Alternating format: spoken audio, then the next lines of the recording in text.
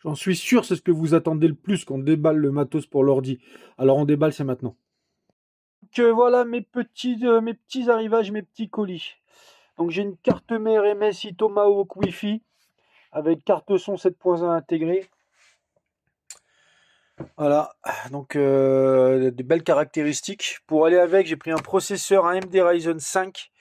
J'ai pas pris un 7 parce que finalement le pros étant quand même très peu sollicité et que il y a eu des augmentations de prix là ces dernières semaines.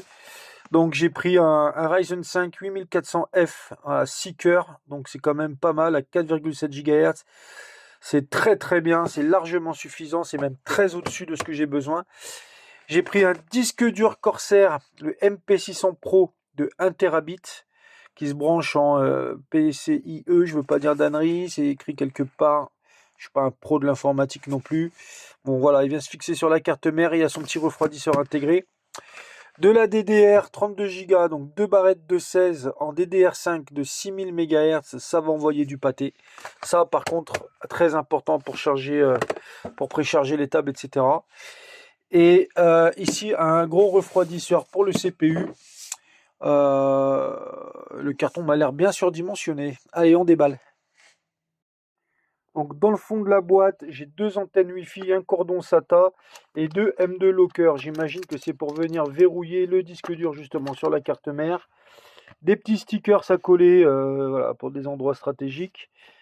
Une petite plaquette commerciale, j'ai envie de te dire. How to enter. Ah ouais, bon, c'est pour rejoindre un programme. Et la notice, et bien sûr, ma carte qu'on va ouvrir. Ah, c'est une beauté, franchement, c'est une beauté. Elle est magnifique. Ah, je regrette pas du tout mon choix. C'est une très très très belle carte. Beaucoup de sorties disponibles. Et on déballe le pros. Donc la puce, hein. Ryzen 5 8400F, fourni avec un ventilateur refroidisseur d'origine. Nous, on a commandé celui-ci pour être tranquille, pour être vraiment serein sur la chauffe.